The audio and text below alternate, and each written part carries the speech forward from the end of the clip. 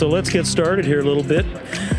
This is Greg, and I am recording at the 2024 National Pheasant Fest and Quail Classic, and our guest right now is Doug Duren, and Doug is a land manager, and this is according to his Instagram profile. So a land manager, an aspiring conservationist, and the founder of Sharing the Land. And also he found himself on stage last night with Trampled by Turtles, and I would say great job, Doug. Thank you. So welcome to the Unbroken Arrows podcast. Thanks for having me. You bet. So I would like to have you first talk about Sharing the Land. I've seen and read a little bit about that. What can you tell us about what that initiative is for you? Well, as folks out there listening might know, that one of the biggest challenges in some of the best hunting ground in the U.S., farm country is access, and access is has become particularly valuable. And what Sharing the Land does is recognizes that value of access, but rather than an exchange of money for access, it's an exchange of a contribution to conservation for access.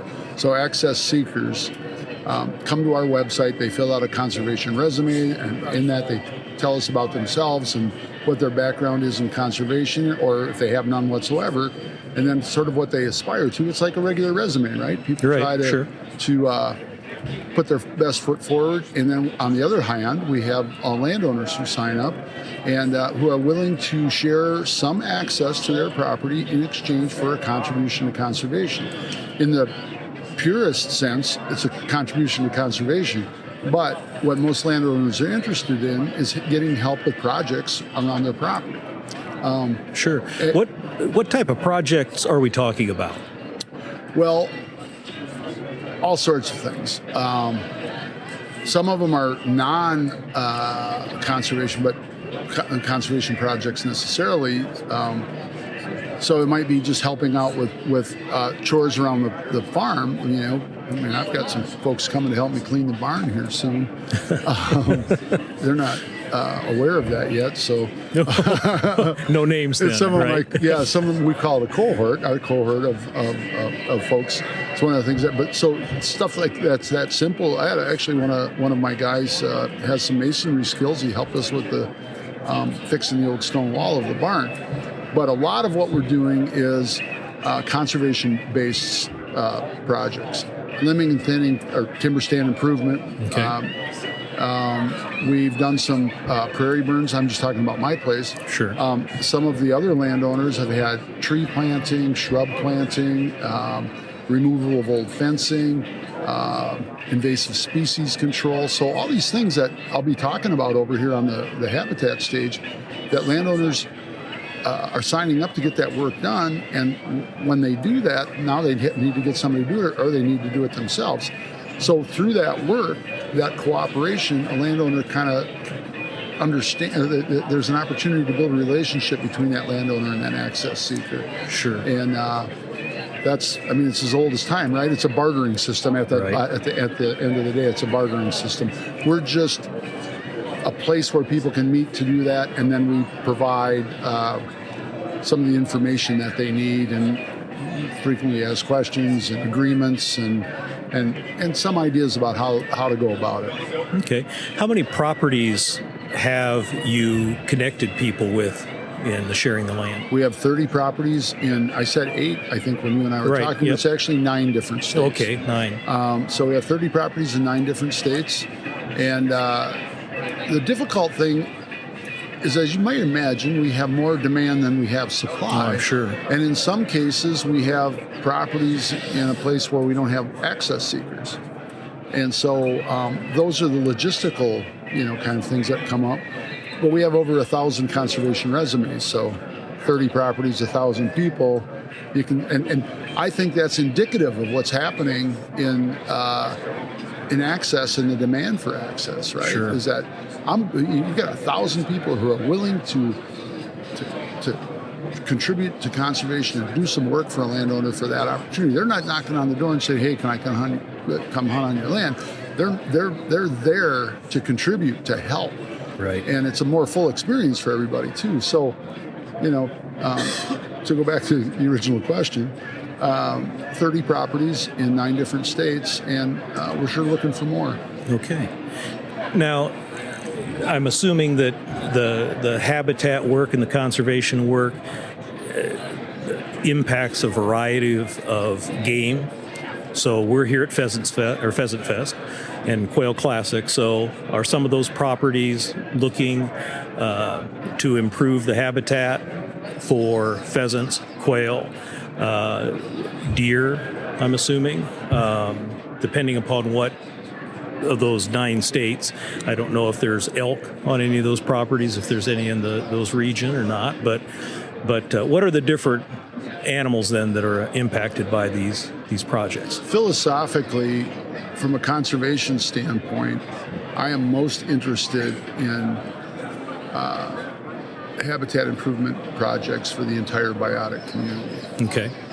The pollinators are as important as the elk as far as I'm concerned. Sure.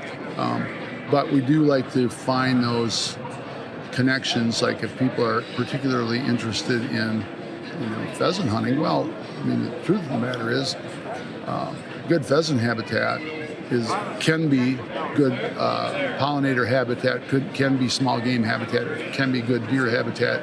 And then you have all of those forbs and grasses, all those other members of the biotic community, and then in the ground below, which is one of my favorite things about Pheasants Forever, is that their work, it's, got that big old bird on the cover, but it's really affects the entire biotic community. It's a holistic approach. It really is, yeah. There's a lot of talk these days about the One Health movement and how everything is connected. And the interesting thing to me about it is just sort of Elder Leopold being reworked a little bit. He talked about the entire biotic community, and if something is good for the good for the biotic community, that's something that we're more interested in, as opposed to a hyper focus on one thing. I'll get up my soapbox a little bit about white-tailed deer habitat. People get so concerned about white-tailed deer habitat in the Midwest. My experience has been white-tailed deer don't need a whole lot of help. They're going to make it. Yeah, they're going to be just fine. And in fact, we can do, if we're concentrating on other members of that biotic community, the songbirds, the ground nesting birds, pollinators and all of that, the deer are going to do just fine with that. They're going to do well in that. A forester friend of mine says good forest management is good deer habitat. So sure, those are, and good, good deer management is good for the forest too. And that's where the controversy sometimes starts. Last night, you were on stage with Trampled by Turtles. Was it fun? It looked like you were having a great time, and I tell you what, to be surrounded by a group of musicians like that had to have been fun. Well, yeah, I think I even said when I went out there, I don't know if you're going to enjoy this, but I'm yes, going you to. I met Dave Simonette, the songwriter and guitar player, through Meat Eater. And then met Banjo Dave the other day, and we did some trout fishing together and some mushroom hunting and stuff like that. And they're just genuine guys. And Dave has known that I played guitar, and I host an open mic and stuff. And he said, "I'd like you to have you play with us sometime." And I'm like, man, And but this Bob Simonette, the media director for Pheasants Forever. Was also pushing for it. I was like, yeah, man, I can do one. So it was great fun, and the kind of playing I've done is like sitting around the campfire. I host an open mic. I mean, I've played through amplifiers and equipment and stuff before. Right. But we did a sound check over there yesterday, and I walked out and I was like, oh, so this is what state-of-the-art equipment sounds like. This is what it's really like. Yeah. So it was great fun, and it's just such an honor. And it's one of those things in life. You put that one with other moments. Sure. Right? Well, I was telling my wife last night, we were part of history. this was the first ever concert for conservation, Yeah. and it was Bob St. Pierre's, dream, I guess, to do this, and he was able to pull it off, and with the help of Trampled by Turtles and Chester Floyd, was it Muskie Chet and Muskie the Chet Keepers? and the Keepers. I like that. I like it too. But, well, Doug, you've touched on several topics I'd like to expand upon, and one was Aldo Leopold. And as a former biology and environmental science teacher, I used a Sand County Almanac in my curriculum, wrote specific curriculum for it. But you have to get to your booth. I do. So I appreciate the time that you took. Thank you for being here, and also thank you for being at the Pheasant Fest and Quail Classic. And hopefully we can get together soon. Very good.